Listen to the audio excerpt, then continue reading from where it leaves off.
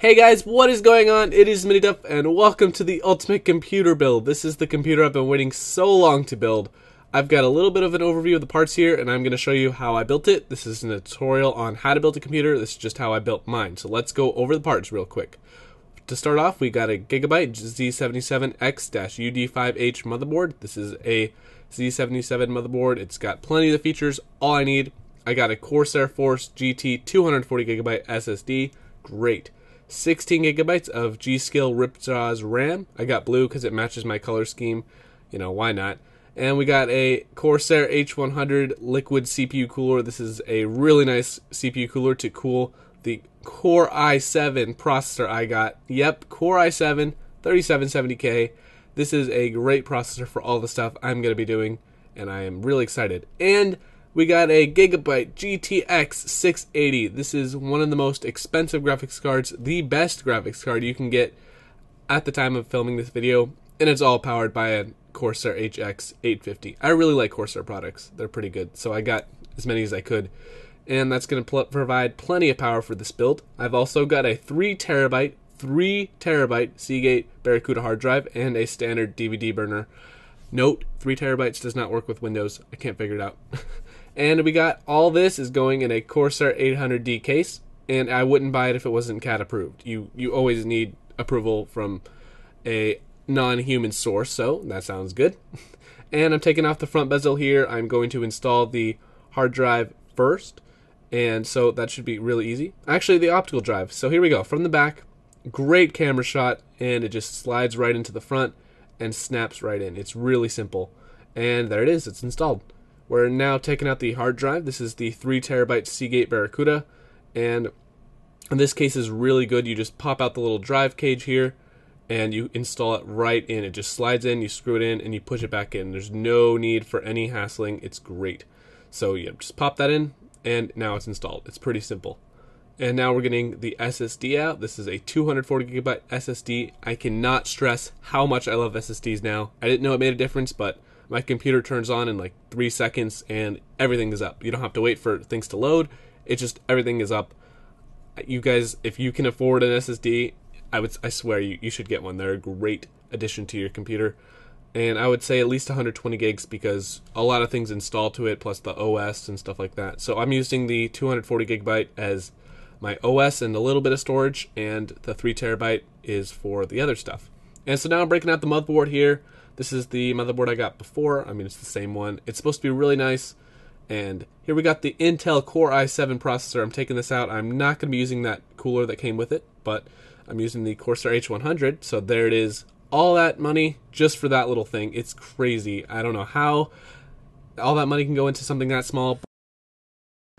Alright, so now I'm going to install the CPU. This is a pretty scary part because you can break the motherboard and the CPU, which is one of the two top expensive things in a computer build, and if you break any of that, you're kind of screwed there. So all those pins, that is 1155 pins right there. That is why it's called 1155 socket. So I'm gonna go ahead and install it here. It's pretty, I was kind of scared about this part because I don't want to bend any of those pins or break the CPU because that'll be really costly for me. So you just drop it right in there, and you don't put any pressure on it or else you could damage it, and you just slide this little bar down and push that down, and your CPU is installed. It's that easy. So you can change this out with the Core i5, Core i3. Why would I do that? But it's so easy to install your CPU. So there it is. Check it out. It's beautiful. So now I'm popping out the RAM. This is 16 gigabytes of G.Skill RAM right here. So RAM is so easy to install. It only goes in one way. So you just go ahead and push it straight down, and it should snap right in. So I have 4 DIMM slots, and I'm only using 2, so I can install up to 32 gigs if I want to, but I don't think I'll be doing that for quite a while, because 32 gigs is a lot overkill. I'll admit it. But 16 gigs is fine. I'm doing a lot of video editing, gaming. 16 gigs will do fine for me. So go ahead, push that right in. It's pretty easy. Building a computer isn't even that hard.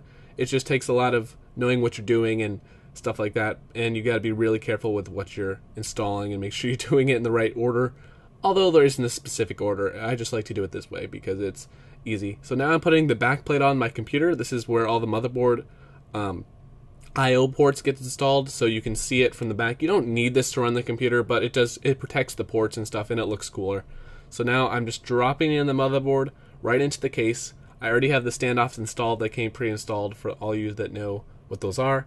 So then you just line it up with all the little screw holes in it, and it lines up with the back of the case, and you should see a shot of it right about now, and it looks pretty good. So there it is.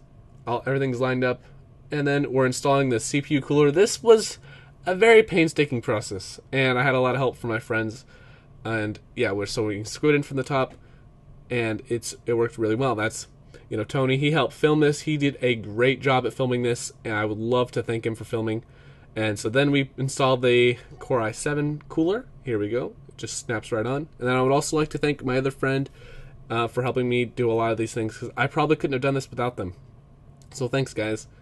And then you just connect the fans up. So I've got to go really fast. This footage just goes fast. And then you get the power supply. This is plenty of power. I could have made it out with a 500 watt maybe. And then you just go ahead and screw it on the back. Yep. And then you connect all the cables. So it's a lot of cabling, but I got a nice modular power supply, or semi-modular.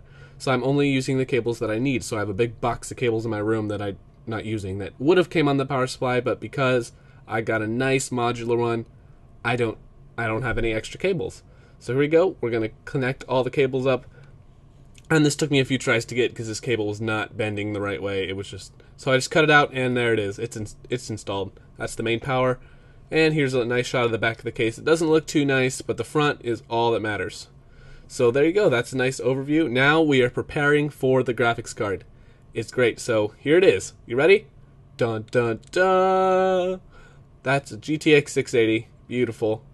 This runs all games, max settings, no problem. There it is installed. It is beautiful. So that's pretty much it. I'm just connecting up the cables, and I kind of ran out of footage. So I would like to thank my friends for helping me film this and build it. That's how I built my computer. So I hope you enjoy, and I would love to see you guys what you think of this. And I'm sorry I don't have a shot of the finished build, but that's all I got. So I will see you guys in the next video, and I really hope you enjoyed. And I'm going to be coming at you with some new games and some stuff that I couldn't have played before. And that is it. I will see you guys later. Bye.